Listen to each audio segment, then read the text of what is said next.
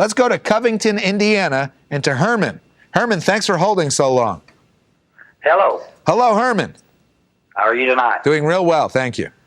I'm calling about the issue last night on the death penalty. Yes, sir. And I heard you said about Jesus with the two men hanging on the cross. One went to heaven with him, to paradise. Yes. To quote him.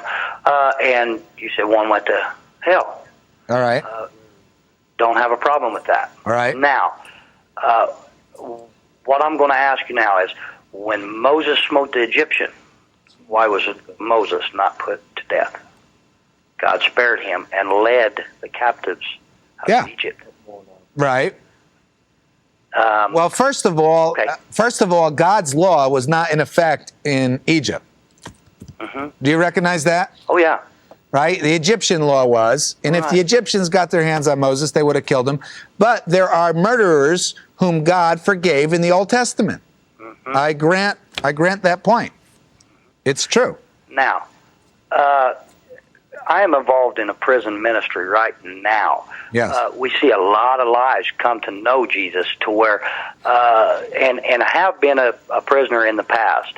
Yeah, me too. God forgives those who ask him for his forgiveness. Right. Christ come to earth to die for our sins. Herman, how long have you been involved in a prison ministry? Off and on, about 3 years now. I've got a friend who's been on the board of Fellowship of Christian Athletes in Colorado. He's been involved with Christian prison fellowship for years, going into prisons ministry. I had a prison ministry. I was in prison, total jail for 4 months. But let me ask you this question. You've been involved for 3 years. Of the converts in jail, what percentage of them, when they leave jail, you couldn't tell they were a Christian if their lives depended on it? What percentage totally backslide? It's a high percentage. Right. Would you say it's somewhere around 97%? We could say that. All right, hold on. I'll be right back with you. Right back with Herman. All right, we're going right back to Herman here. Herman? Are you there, sir? Hello. Okay, Herman. All right, so I know, because I've been just, somewhat involved, but I've talked to many people who've been involved, actually some for years, with prison ministries, and the rate of backsliders once they get out of jail is so incredible that my friend has told me he doesn't know of one in the years he's been going, and the incredible conversions it looks like you get in jail. They get out, he doesn't know one who's a Christian today, from scores of men who've turned to Christ in prison. So one thing we know is that an incredible percentage of jailhouse conversions are not real. They don't take. Okay. I'll have to agree partially with you. Yeah. There are quite a few men. We're looking at the picture in my perspective right now. Okay. I know several men who, at this time, are fellowshipping with us. One of them who is looking at 45 years, I won't say a name, give his life to Christ over 18 months ago. He is an ordained minister now. And he's in jail. He's in jail, right? No, he is home. He's looking at 45 years? He was looking at 45 years. Oh. And God has seen fit to, he paid his time. All right. Okay, now let's go to the bigger question. I recognize some people get saved in jail and some people don't. But there's a bigger question. Did God give anyone the right to take a man and lock him up like an animal for 2 years or 20 years or 50 years? Is there anywhere in the Bible where God gives men the right to lock up criminals like animals? I could answer that question. It's no. God has very specifically told us how criminals should be punished, Herman. But for some reason, so many Christians think that we should dismiss everything God has said on criminal justice and come up with our own ideas, and that somehow our own ideas will be smarter than God's. So I'm going to ask you real quickly, Herman, God told us how you should punish a thief. Let's say a thief steals a stereo system that's worth $1,300, all right? Uh-huh. How do you think we should punish him? God said that thieves would be stoned. No, he didn't. No? He didn't, Herman. Okay. No. How about the fact of, like in the Old Testament, when children talk back in the Old Testament? All right, Herman. Okay. Now, can we talk on? Herman, please, I want to interrupt you. Okay.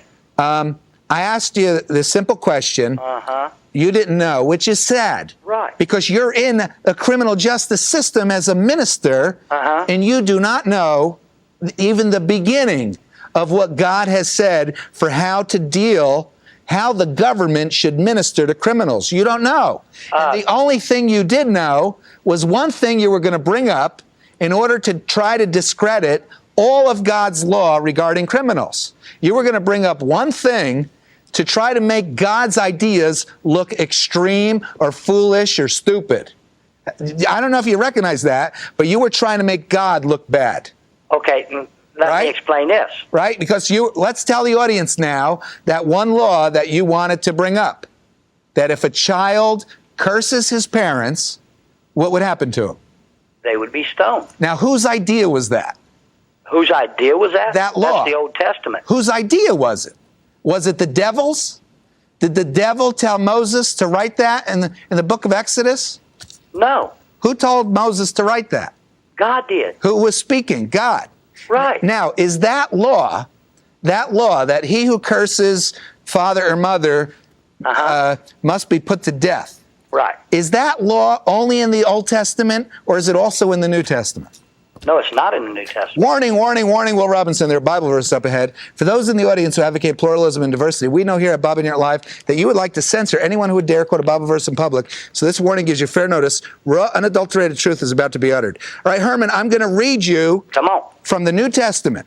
And Jesus was having it out with the Pharisees because the Pharisees thought that their ideas were better than God's ideas. This is Cast the first stone. Matthew chapter 15. No, once again, Herman, you're trying to make fun of God's law. You want to undermine it for some reason, which I don't understand. But God said that one day he will exalt the law. God says, I will exalt the law and make it honorable. But Herman wants to undermine the law. Jesus said, I didn't come to destroy the law, but to fulfill it. But here, this is what Jesus said. He's arguing with the Pharisees, Matthew chapter 15, verse 1.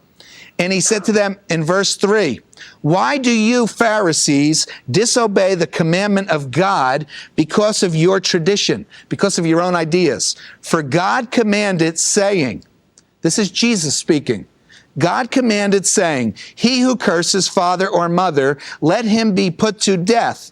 But you Pharisees say, yada, yada, yada, yada, yada. In other words, we have every excuse to ignore what God says and think our ideas are better. Now, I can go to passage after passage in the New Testament. I'll do one right here. Do you think the Apostle Paul knew quite a bit on right and wrong? Yeah. All right, here's what the Apostle Paul said. He was on trial himself, for very possibly he could have been put to death. And he was talking to, what was he talking to, Festus? And he said to Festus, Acts 25:11, if I have committed anything worthy of death, I do not object to dying. Agreed. But there is nothing in these charges. All right, so the Apostle Paul, we have it in the Bible, he demanded his rights. He knew his rights and he demanded them. And if it was wrong, the death penalty, he would have objected to dying.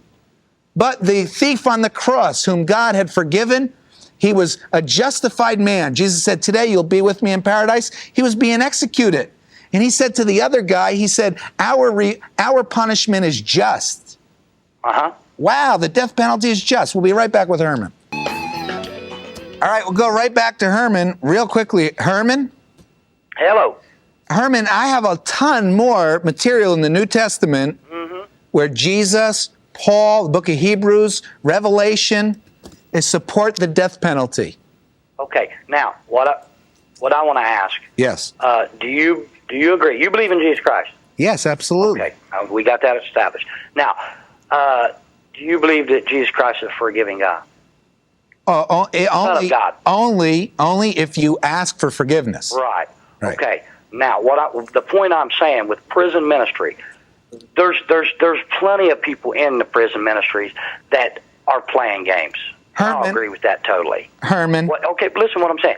But don't you believe that if they ask for forgiveness, whether they committed murder Herman, or thievery, that they are forgiven by God? Of course, but who in the world cares? That's irrelevant. You don't care? No. Jesus tells us Herman. to have a caring heart, doesn't he? No, he never said that once. Herman, Aren't we supposed to follow after Jesus? Herman, please stop for a moment. That has nothing to do with the death penalty. Nothing.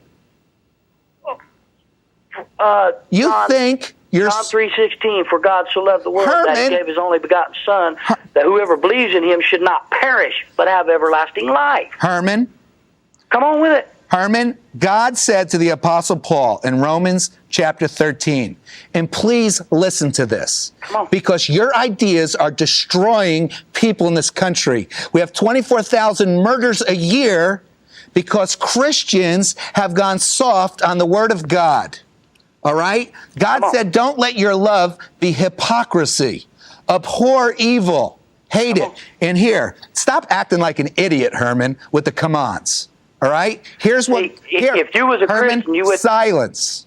Be quiet and listen to this. God said to the Apostle Paul, I brought him back. God said, let every soul... You there, Herman? Let every soul be subject to the governing authorities. For there is no... Okay, now listen to this. For rulers are not a terror to good works, but rulers, the governing authorities, are a terror to evil. Do you want to be unafraid of the authority? Do what is good. For the governing authority, please listen to this, Herman. The governing authority, the government, is God's minister to you for good. But if you do evil, be afraid, for he does not bear the sword in vain.